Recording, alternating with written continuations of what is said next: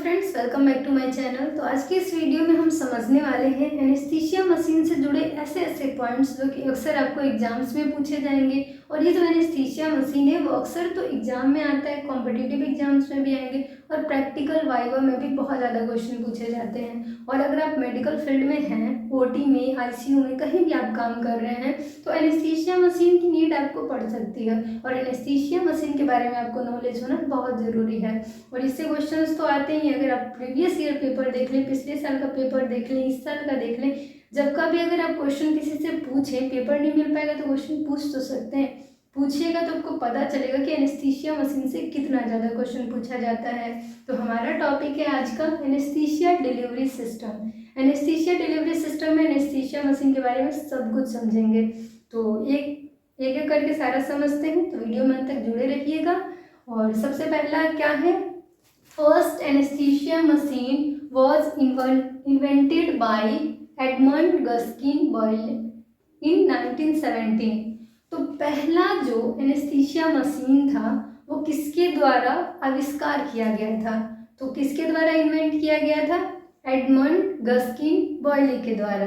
कब? तो 1917 में। और इसे बॉयल्स मशीन के नाम से भी जानते हैं। वो क्यों? क्योंकि जो साइंटिस्ट थे एडमंड गस्किन बॉयल थे, इसीलिए इसको बॉयल्स एपरेटस मशीन या फिर बॉयल्स मशीन के नाम से भी जानते हैं। तो ये क्वेश्चन क्लियर हो गया। अब ये है कि एनेस्थीसिया मशीन एक तरह का मेडिकल एपरेटस है, मेडिकल डिवाइस है, एक मशीन है जिसका काम क्या है? तो ये एक तरह का कंटिन्यूअस फ्लो मशीन है, लगातार मरीज को वेंटिलेशन प्रोवाइड करेगा, एनेस्थीसिया मेंटेन करेगा, इंडक्शन में हेल्प करता है। इंडक्शन का मतलब है कि अगर किसी मरीज का ऑपरेशन होने वाला है, ठीक है, उस मरीज को बेहोश करना है, तो होश में है, अभी हम होश में हैं, हमको बेहोश किया जाएगा, तो वो क्या है? तो इंड्यूस किया जा रहा है, यानी इसी को इंडक्शन कहते हैं। ठीक, तो मेनली एनेस्थीसिया मशीन एक मेडिकल एपरेटस है जिसका यूज करते हैं एनेस्थीसिया को इंड्यूस करने के लिए, मेंटेन करने के लिए। यहाँ तक समझ गए? इसका आविष्कार किसने किया था? एडमंड गस्किन बॉयले ने। कब? तो 1917 में। इनके साइंटिस्ट के नाम पे इसे बॉयल्स मशीन के नाम से भी जानते हैं। अब है कि it has evolved from Boyle's basic to Boyle's major to anaesthesia work station. इसके आप नाम जान गए, Boyle's apparatus, Boyle's machine, anaesthesia machine, anaesthesia work station. अब है कि मान के चलिए आप जैसा कि जानते हैं, इतिहास पढ़े होंगे, हम भी थोड़ा बहुत पढ़े हैं। तो पहले के टाइम में क्या थे, हमें कहा जाता था कि बंदर के रूप थे, ठीक है, पूंछ हुआ करता था। धीरे धीरे हमारे बॉडी में बहुत सारी चेंजेज आई और अब हम लोग ऐसे हैं, ठीक है। तो वो जो रूप था वो धीरे धीरे बदला और आज हम इस रूप में हैं। उसी तरीके से ये जो मशीन था वो भी इवॉल्व हुआ, इसमें भी बदलाव हुए, नए नए बदलाव। तो पहले इसको क्या था? बॉयल्स बेसिक मशीन था, ठीक है, नॉर्मल सा था, उतना इसमें एडवांस टेक्नोलॉजी नहीं था। फिर आया बॉयल्स मेजर, यानी उससे थोड़ा अच्छा, ठीक है।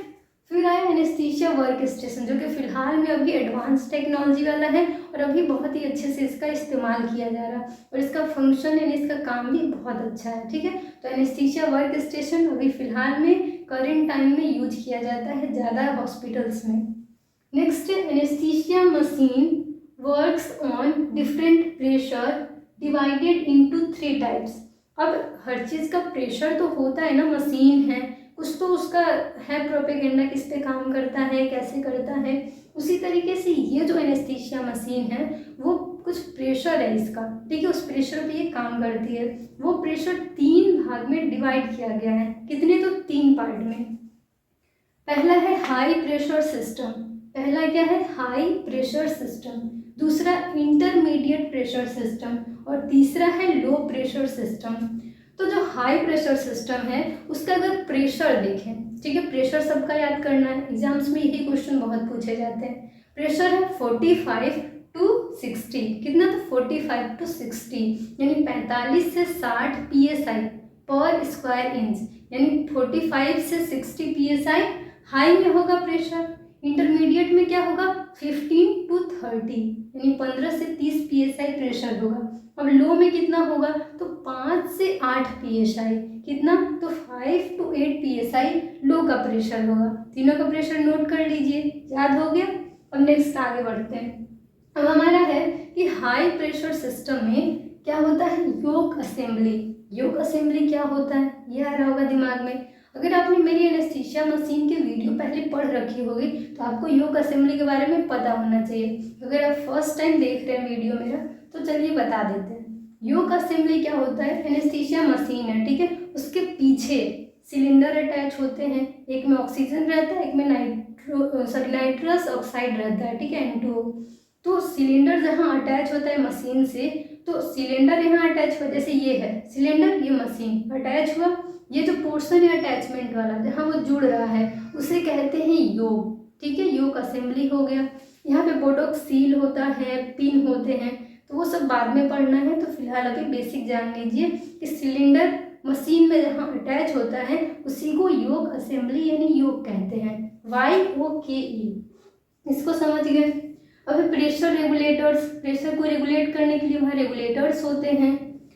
O2 फ्लश, O2 फ्लश यहाँ देख लीजिए, ठीक है, O2 फ्लश से भी क्वेश्चन आता है जो कि हम आगे वाले वीडियो में देखेंगे। अभी फिलहाल बेसिक जान लीजिए कि ये सारे प्रेशर सिस्टम में कौन कौन से पार्ट आते हैं मशीन के, क्योंकि इससे भी क्वेश्चन आते हैं।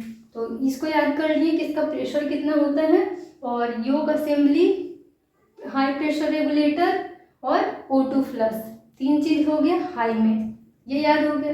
इंटरमीडिएट में क्या होता है, इंटरमीडिएट में second stage pressure reducing valve to flow control knob, ठीक है, तो फ्लो कंट्रोल नॉब और second stage pressure reducing valve, यानी प्रेशर रिड्यूसिंग वाल्व का जो सेकेंड वाला स्टेज होता है, ठीक है, जहाँ से गैस निकल रहा है वो फर्स्ट स्टेज, उससे आगे, ठीक है, यहाँ है, यहाँ से second stage pressure reducing valve से फ्लो कंट्रोल नॉब जो होता है वहाँ तक का जो है वो इंटरमीडिएट में आता है, जिसका प्रेशर 15 से 30 PSI होता है।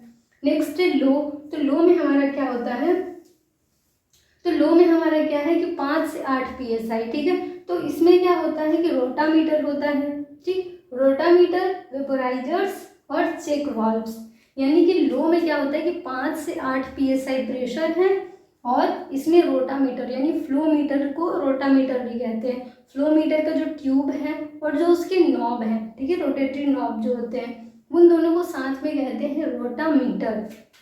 नेक्स्ट है वेपोराइजर्स। वेपोराइजर्स तो आप जानते होंगे कि वो क्या काम है, तो वो इनहेलेशनल एजेंट्स को अपने पास स्टोर रखते हैं, ठीक है, जो कि वेपर फॉर्म में होते हैं। वेपोराइजर्स एक तरह का एपरेटस है, वो एक तरह का क्या है समझिए, तो एक डब्बा है जिसमें कि जो हमारे इनहेलेशनल एजेंट्स होते हैं, जो वेपोराइजर्स होते हैं वो उसमें रखे जाते हैं, ठीक है। तो वेपोराइजर्स के बारे में आगे डिटेल में पढ़ेंगे, उनका क्या काम होता है। उनका भी काम यही होता है कि वो एनेस्थीसिया को मेंटेन करते हैं, ठीक, और इसमें CO-फ्लूरेन, आइसोफ्लूरेन, डेसफ्लूरेन, हेलोथेन, ये सब आते हैं। तो आगे इसके बारे में डिटेल में पढ़ेंगे। तो इसमें आप समझ गए कि लो में क्या क्या होता है। तो 5 से 8 PSI प्रेशर हो गया, रोटामीटर, वेपोराइजर्स और जो चेक वाल्व्स होते हैं, ये तीनों लो में आएंगे। इंटरमीडिएट हो गया। हाई में क्या क्या आएगा, तो योक असेंबली, हाई प्रेशर रेगुलेटर और आपका O2 फ्लश, ठीक, ये तीनों चीज़ें हाई में आएंगी।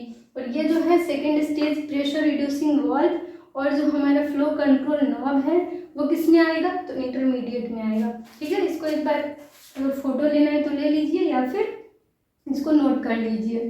तो ये तीनों क्या है, प्रेशर्स हैं जिस पे हमारा एनेस्थीसिया मशीन काम करता है। ये हमारा है कि इवॉल्व यानी कैसे कैसे बदलाव हुआ, पहले कैसे था मशीन, अभी कैसा है मशीन। तो पहले था Boyle's basic, Boyle's major, anaesthesia work station है वो तीसरा है जो एडवांस है। अब है कि पहली बार एनेस्थीसिया मशीन किसके द्वारा आविष्कार किया गया, तो एडमंड गस्किन बॉयले के द्वारा 1917 में, ठीक है। कंटिन्यूअस फ्लो मशीन है, यानी लगातार ये गैसेज को जो भी हमारे फ्रेश गैस मिक्सचर होते हैं, तो हमारा फ्रेश गैस मिक्सचर होता है जिसमें नाइट्रस ऑक्साइड, ऑक्सीजन और इनहेलेशनल एजेंट्स होते हैं, ये तीनों मिक्स फॉर्म में कंटिन्यूअसली फ्लो करते हैं, ठीक है। इसलिए कंटिन्यूअस फ्लो मशीन है जो कि एनेस्थीसिया को मेंटेन करेगा, एनेस्थीसिया डिलीवर करेगा, ठीक। तो ये छोटा सा वीडियो आई होप आप लोग के लिए हेल्पफुल होगा। तो मिलते हैं नेक्स्ट वीडियो में नए टॉपिक के साथ। तो अगर आपको किसी भी टॉपिक पे वीडियो चाहिए तो कमेंट सेक्शन में कमेंट जरूर करिए और फीडबैक देना मत भूलिए। अगर आपको कुछ भी कन्फ्यूज़न है, समझ में नहीं आ रहा तो फीडबैक ज़रूर दीजिए, ठीक है। और चैनल को सब्सक्राइब कर लीजिए, बेल आइकन को प्रेस कर दीजिए ताकि आपको सारे लेटेस्ट वीडियो के अपडेट्स मिलती रहें। तो thank you, bye, take care.